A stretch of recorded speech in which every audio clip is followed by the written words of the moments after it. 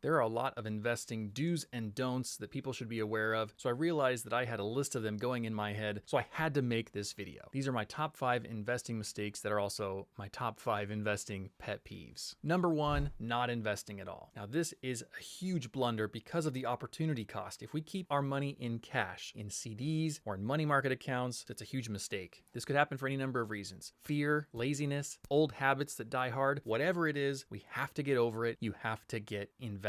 As satisfying as this is, as wonderful as it feels to be in your hand and know that you have this buying power, the bragging rights that you might feel like you're entitled to because you have a thick wad of cash. No, it's wrong. This is terrible. This is a misnomer. The problem is inflation. And inflation has been kind of big in the news lately because we hit these crazy highs of like over 6% inflation. What that means is the value of these goes down by that much. Every year, typically the average inflation is about 2%, which means the 20 is still a 20. It's not like a $19.7 bill, but what this actually buys in the real world has gotten less because milk and cars and gas and insurance and everything else is rising and rising and rising in price, and your money is stagnant. But there are plenty of other investing mistakes that if you even decide to do this first one, you may fall victim to. So stay tuned. Number 2, buy the dip. Unfortunately, what we're not talking about here is salsa or guacamole or molten cheese kinds of dips. What people mean when they say buy the dip is they'll see some kind of stock price that has been going up for a while. They thought about buying it before they didn't buy it, and then it dips in price for a day or a week or however long. It seems like a noticeable dip. I don't know how the rationale happens to where we decide, oh, that's a dip worth me acting on. I will now take action. But then people pat themselves on the back and encourage each other, oh, I bought the dip. Well, why not buy it earlier? It was this price 6 weeks or 6 months ago. Why wasn't it appealing then? Why only now that it's dipped? Do you think that it's a good time to buy? It is an absolutely pointless exercise and it drives me crazy. If an investment is worth having, buy it. Buy it now. Spend the money you've got, stop waiting for the perfect time and buy it. This is not investing advice, but that's what I would do. Number 3 mistake / pet peeve, people getting lost in the details. These are the people who forever have reasons to not start. What app should I use? What account is the best? What index fund is best? What stocks are good right now? How much should I invest at this age? When should I take my money out? There is a never-ending flow of questions that matter enough to answer once, but then you have to act. And I get pestered with all these questions all the time. And let me be clear, you should ask questions. You should go and try and find the answer to figure out what's the right move here. But what I fear is happening, and what I've seen happen with people in my actual life, is they keep asking questions and it serves to be a placeholder for them. It's a means of them to procrastinate. I got asked by the same person no less than 5 times, what should they invest in and what kind of account should they open? Guys, stop asking. Pull the trigger. Make the decision. For a lot of people, a Roth IRA and index funds is an excellent choice. You could do that for your whole life and probably not regret it. Like, you could do very well doing that. So if all else fails, think about doing that. Do your own research. This isn't investing advice, but consider that as an option. Number 4 is another kind of concern and a question that I see all the time on my channel, on other people's channels. People get asked this kind of question all the time. How much will I get paid each month if I invest blank dollars for a year? Someone has asked this kind of question to me dozens of times. Hey, if I invest $500 and I hold it for a year, how much will I get paid each month?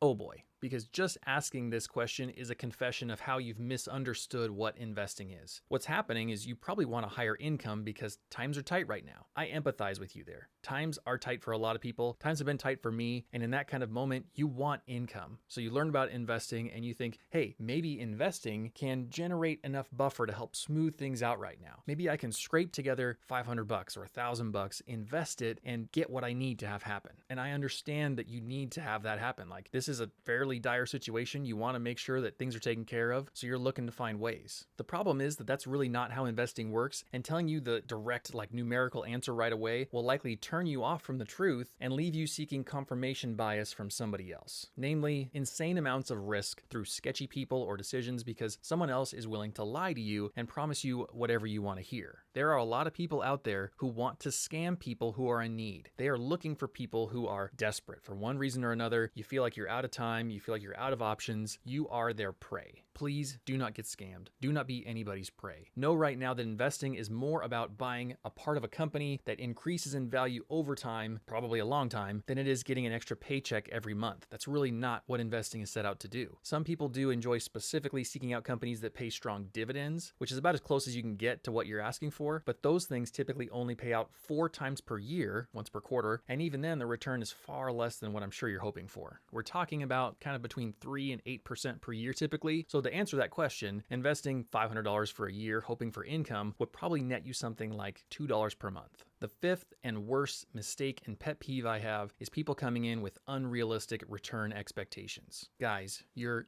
coins, your meme stocks, they are not the norm. These kind of things that blow up in value because we're coming out of a pandemic, these kind of things that blow up in value because someone tweets about them and people are making 100% a day, something like that, even not that crazy, but still very crazy, 150% in a month. That's not normal. That's not sustainable. Warren Buffett is a boss and he only earned 9.47% compounded returns over the last 25 years with quite a small standard deviation. And that's way less than anybody who's online right now talking about meme coins and stock bumps and buy the dip and to the moon and all this BS. I feel like such an old man saying all that. It's way less than any of those people are claiming. And there's this attitude around these kinds of returns and these kinds of really risky, volatile things to claim that like, if we just stick together, it'll be okay. And that what we're choosing to do is to just get a higher return. Like, I get that you like index funds. I get that you like doing things a little more like safely and fundamentally, but I don't have enough time to wait, so I'm just going to opt into these higher returns. Guys, the option to just opt into higher returns isn't lost on people. You can't simply just opt into a higher return because public opinion right now is really positive about it and we can all just jump on this little bandwagon. Whenever you're trying to earn 5 or 10 or 100 times the normal returns that people earn in the stock market, it's a matter of balancing the risk that you're willing to take. Basically from like 2010 to 2020, we've had incredible returns, unrealistic, unsustainable levels of returns. And it can't be like this forever. We had a dip because of the pandemic and then things have rocketed back up again. Guys, this whole situation has been uncharacteristically strong. Even though we're still in this really kind of high performing market overall, I expect a lot of people are losing money on these kinds of risky investments and will continue to do that in the future. Instead, think long term. Think about the risk you're actually accepting with these kinds of coins and meme stocks and super risky things, especially if you're doing things like borrowing on margin, you're doing call options, anything like that. Guys, you are leveraging yourself to the hilt and you are exponentially increasing the amount of risk that you're shouldering. If you can't stand to lose every dollar that you've invested in this way and sleep well at night, don't do it. I feel the same pull that you do because the potential of those returns being that good means so much for us. I mean, if you could earn 150% per year even, not per month or anything crazy like some of these things have done, let's say 150% per year, that's life-changing money in the span of just a few years. That's insane. You go from a normal person to a legitimately wealthy, financial independent person. I get that allure. I'm with you in that. And I don't want to discourage you from chasing your dreams or investing or anything like that. We just have to be open-eyed and realistic about this stuff. For me, one of my tests of what not to invest in is whatever people are talking about the most. If people are talking about that crypto, that meme coin, that new thing that someone invented as a joke, that thing that someone's tweeting about, if it's in the news, if there's a buzz, I say, no thanks, I'll pass, don't need it. Because by and large, those are the things that are the most volatile, where we stand to get hurt the most. As a conclusion, please do not let this stop you from asking what you think are stupid questions. This is the way we learn. We have to be open enough with each other to ask what might be stupid questions, what might be repetitive questions, because we've got to figure out a way to understand that somehow. So please don't let me dissuade you from learning. Do as much Googling as you can, do as much reading and listening as you can. If you see links in my description for a couple of good investing books, check those out. We don't need to be experts here to invest well. We just need to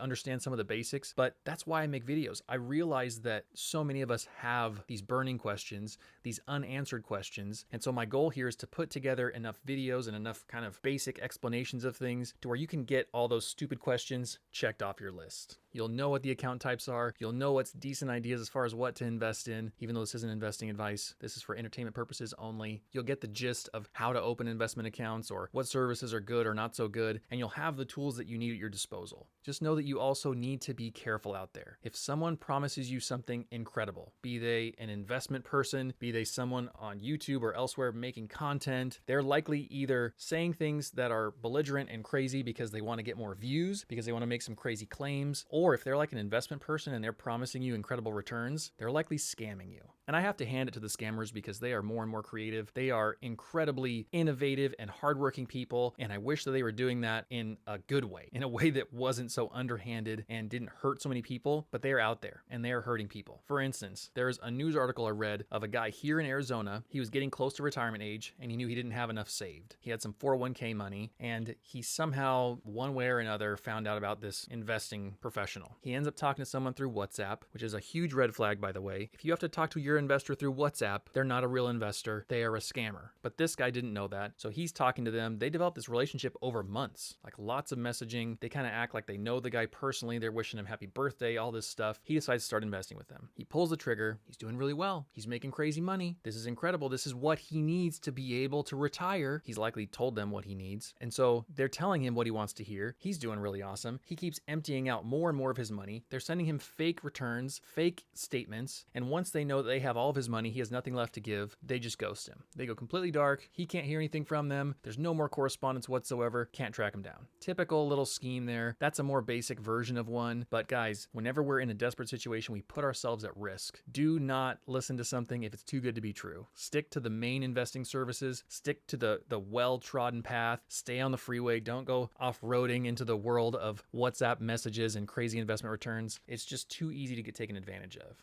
Okay, enough of a rant. You've watched till the end of the video, and for fun, I like to have a secret comment section for those of us that make it this far. Today, the secret comment word is flan. I think it's a funny word. It kind of reminds me of the word scam for some reason. 4-letter word. And flan is delicious. Totally random, unpredictable. If anyone sees your comment, they'll be totally confused, but it's hilarious because that just means they didn't make it this far. They didn't watch the whole video, and you did. So thank you so much for making it to the end and leaving a comment with flan in it because that meant that you enjoyed the video or you learned something potentially new about investing, and I appreciate you making it this far. I'll keep an eye out for these because they are my favorite comments out of all of them. Easily, bar none. If you'd like to know more about investing, I recommend watching my 2021 investing playlist. I can link that right here for you so that you can find it easily. It's kind of a list of all the investing videos I've made in 2021, and so it's easy to flip through those and pick out the ones that you want to see. Thanks so much for being here, and I'll see you soon. Bye.